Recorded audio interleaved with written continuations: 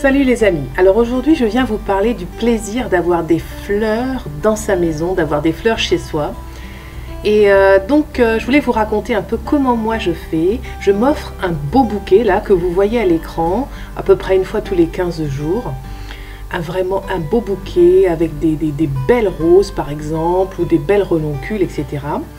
Et tout le plaisir, bon évidemment ça va être de profiter de ce bouquet et de le faire durer le plus longtemps possible. Dès qu'en fait une partie du bouquet va faner, je vais le remplacer. Là par exemple, vous voyez, je suis allée chercher des roses discount, même si j'avais acheté un bouquet un peu plus cher. Comme mes roses avalanches du bouquet originel étaient en train je voyais bien qu'elles allaient faner. J'avais déjà ce bouquet depuis une semaine, donc c'était déjà pas mal.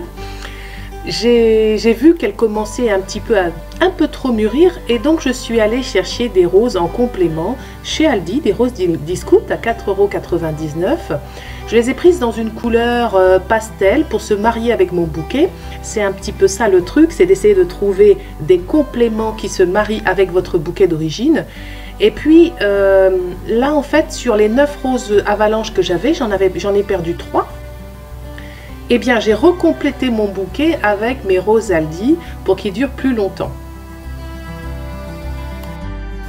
Alors, comme vous avez vu, j'ai bien nettoyé mes tiges parce que vous savez que vos roses, pour qu'elles durent plus longtemps, il faut bien enlever toutes les feuilles qui sont dessus. Voilà, donc ça c'est le petit truc à savoir. Et puis aussi, ensuite, je les ai recoupées en biseau, hein, toutes. Les anciennes comme les nouvelles, je les ai toutes mises à la même taille. Et puis ensuite, je classe mon bouquet par type de plantes, d'espèces de fleurs, pour pouvoir le recomposer plus facilement. C'est comme ça qu'on fait pour pouvoir, c'est plus facile comme ça, hein, pour pouvoir recomposer vos bouquets. Puis après, bon, je vais jouer les fleuristes, même si je ne suis pas fleuriste.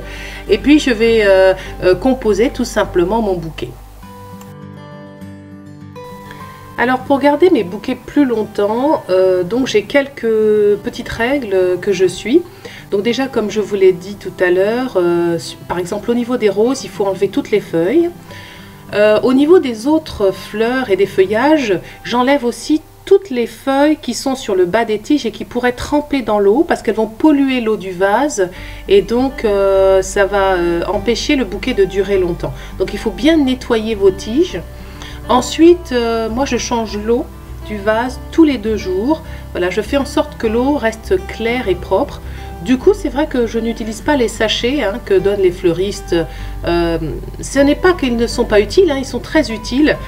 Ça prolonge vraiment la vie du bouquet, surtout si vous ne changez pas l'eau.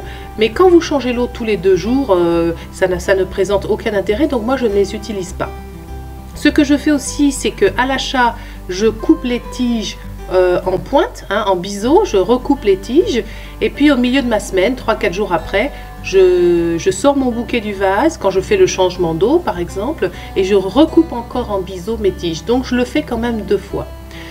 Une dernière astuce que j'utilise pour conserver mes bouquets très longtemps, c'est que le soir, je les mets dans la pièce la plus fraîche de ma maison, je les mets au frais, je les mets dans ma véranda qui est hors gel.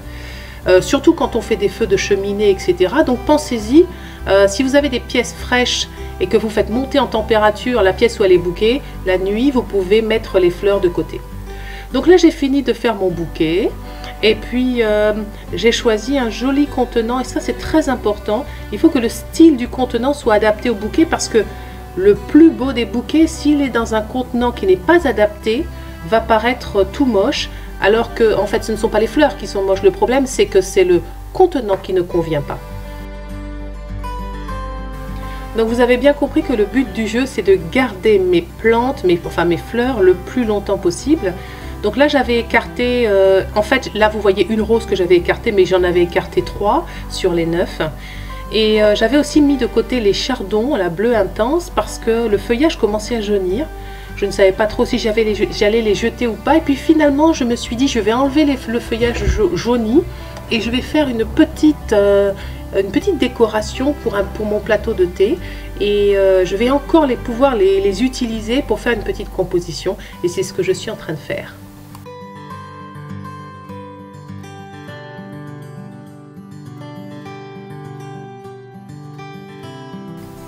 Alors moi j'aime bien mettre des fleurs dans toutes les pièces de ma maison. Si je pouvais, j'en mettrais partout, partout, partout. Quand je suis allée rechercher de nouvelles roses chez Aldi, j'en ai profité pour acheter des tulipes. Et c'est vrai qu'elles sont à un prix imbattable chez eux.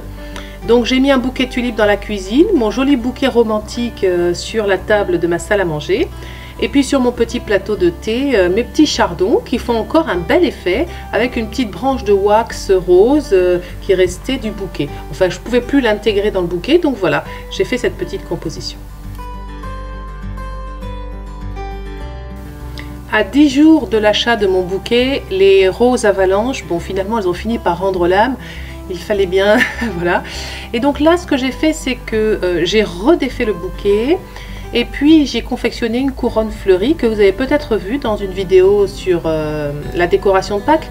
Et c'est vrai que pour le coup, alors là, je vais laisser sécher les gypsophiles et les wax et la couronne va me durer un bon moment. Et puis avec l'eucalyptus qui restait et les roses, j'ai fait un joli bouquet. Ensuite, que j'ai gardé quelques jours.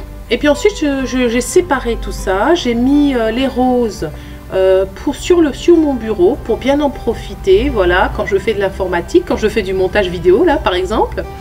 Et puis parce que je voulais profiter de l'eucalyptus qui était encore odorant, je l'ai suspendu dans ma douche, voilà. Et c'est très agréable quand il est encore bien odorant.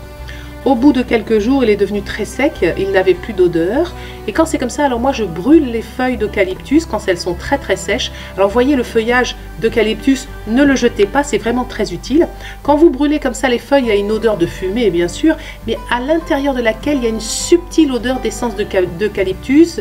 Et ça sent très bon dans la maison, ça assainit, etc. Donc moi je garde les feuilles d'eucalyptus pour les brûler.